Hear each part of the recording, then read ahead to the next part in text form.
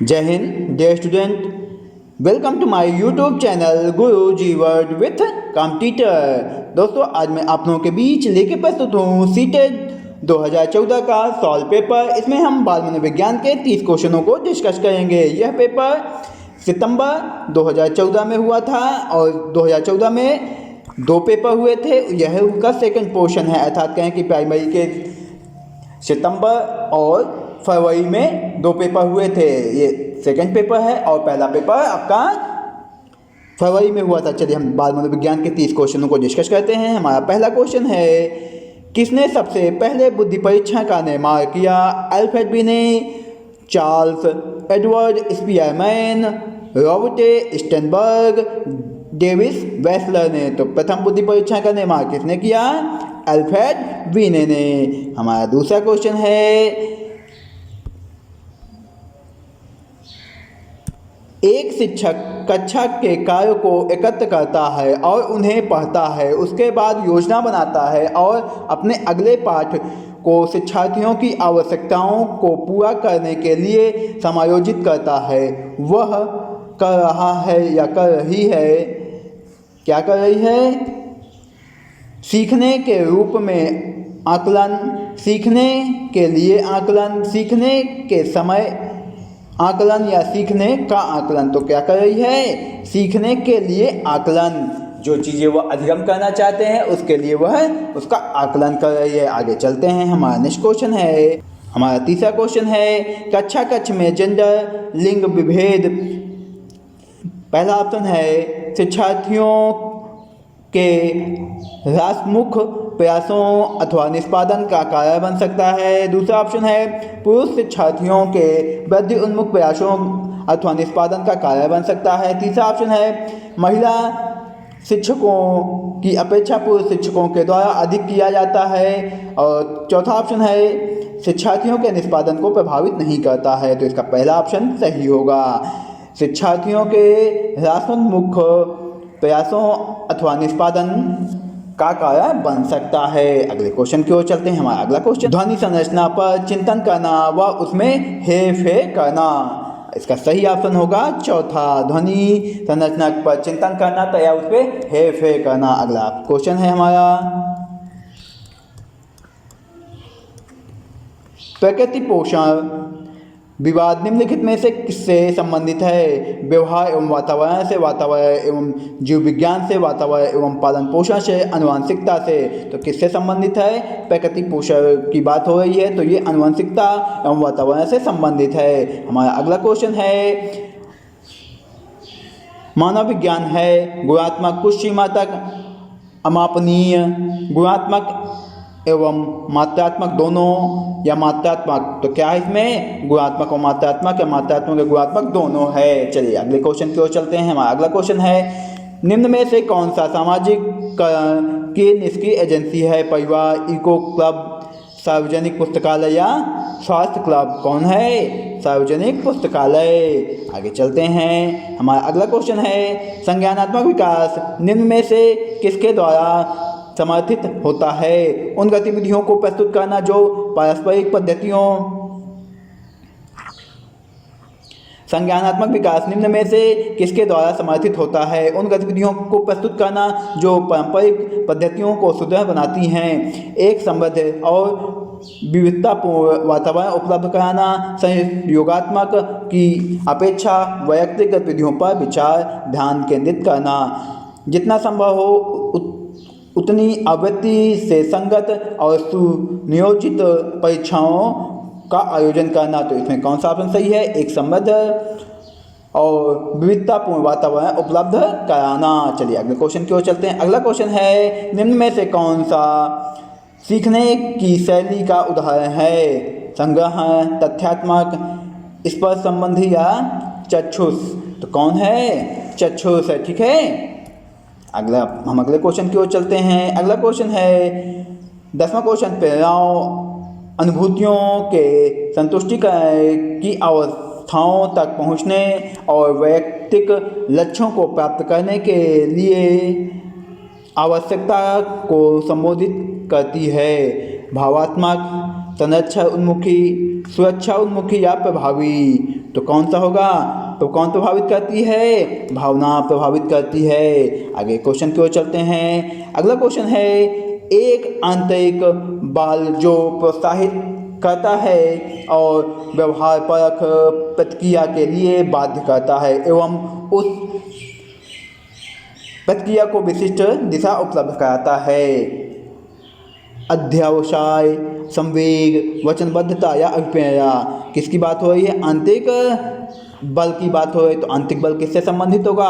हमारे अभिप्रेरणा से संबंधित होगा। अगला क्वेश्चन है, निम्नलिखित में से कौन सा कारक अधिगम को सकारात्मक प्रकार से प्रभावित करता है? सहपाठियों से प्रतियोगिता, अर्थपूर्ण संबंध, माता पिता की ओर से दबाव, अनुत्तीर्ण हो जाने का भय। तो क्या होगा इसमें सही ऑप्शन?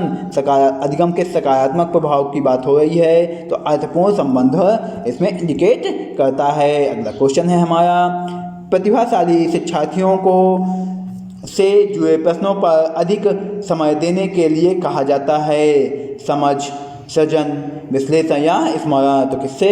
सृजनात्मकता से संबंधित प्रश्नों पर अधिक बल दिया जाना चाहिए। अगले क्वेश्चन की ओर चलते हैं। निम्न में से कौन सा कौशल संवेगात्मक बुद्धि से संबंधित है? गति, प्रक्रमण, विचार करना, सहानुभूति देना या याद करना। तो किसकी बात है?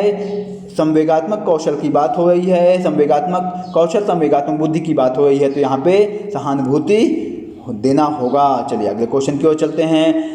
गणित से अधिगम नियोग्यता का आकलन निम्न में से किस परीक्षण द्वारा सर्वाधिक उचित तरीके से किया जा सकता है? इसके 4 ऑप्शन हैं आपके।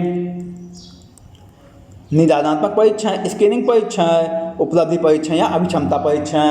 तो इसमें सही ऑप्शन कौन सा होगा? निदानात्मक परीक्षण से किया जा सकता है। अगले क्वेश्चन की ओर चलते हैं। प्रभावपूर्णता, व्याख्या, मौलिकता और लचीलापन के साथ संबंधित तत्व है। गुण, अपसारी चिंतन, त्वरण या प्रतिभा। तो कौन संबंधित है?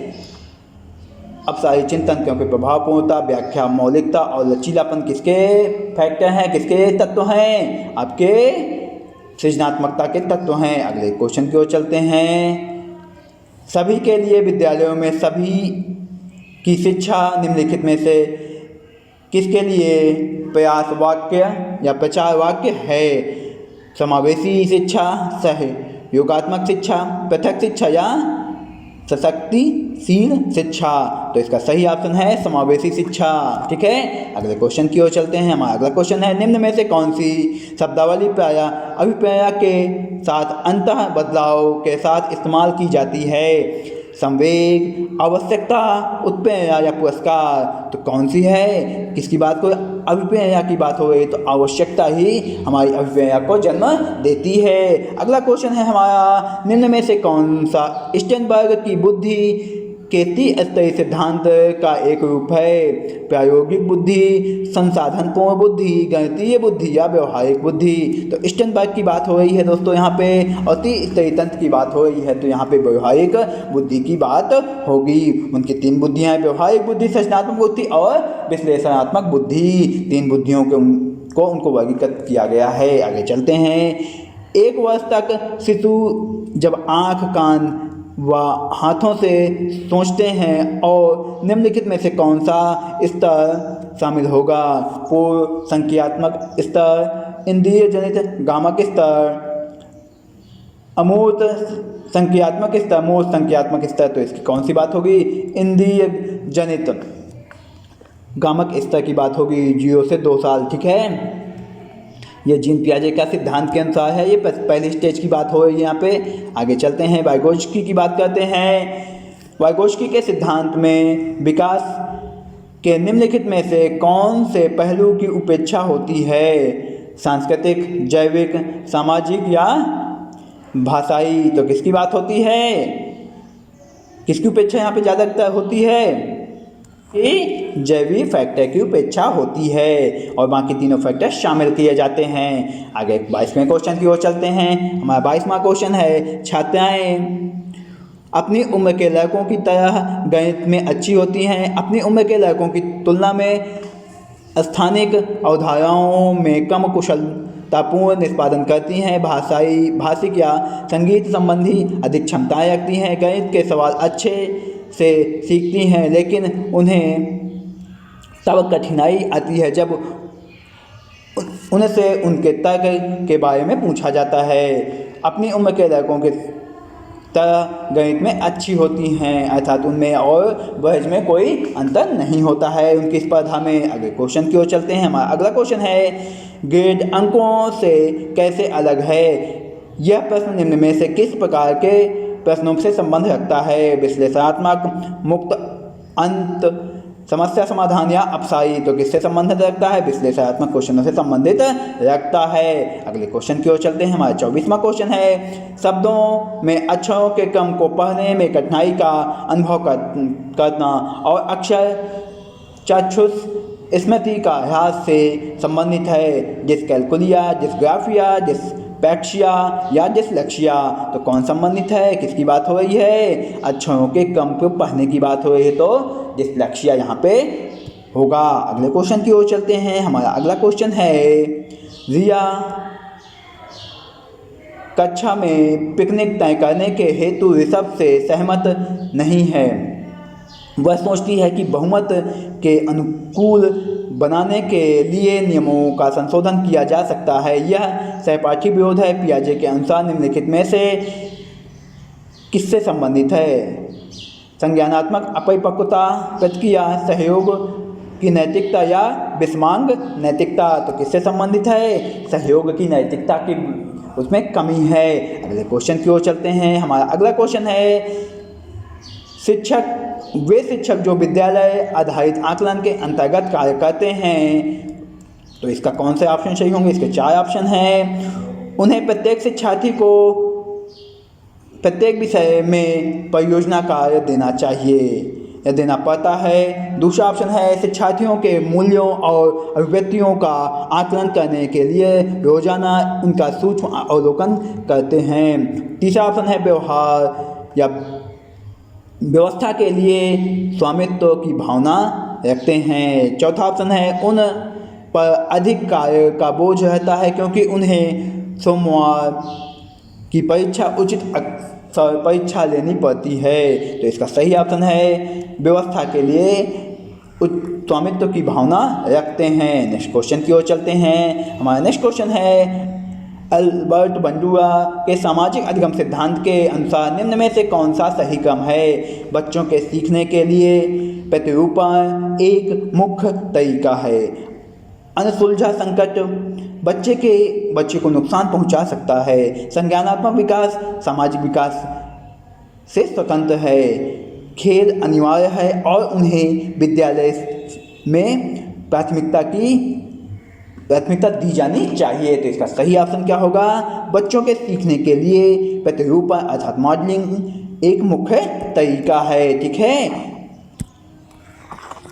आगे चलते हैं। हमारा 28वां क्वेश्चन है, जब बच्चे एक अवधारणा को सीखते हैं और उसका प्रयोग करते हैं तो अभ्यास उनके द्वारा की जाने वाली त्रुटियों को कम करने में मदद करता है। यह विचार दिया गया किसके द्वारा दिया गया? जीन पियाजे के द्वारा, जेबी वाटसन के द्वारा, लेन वाइगोत्स्की के द्वारा, थॉर्नडाइक के द्वारा। किसके द्वारा किया गया?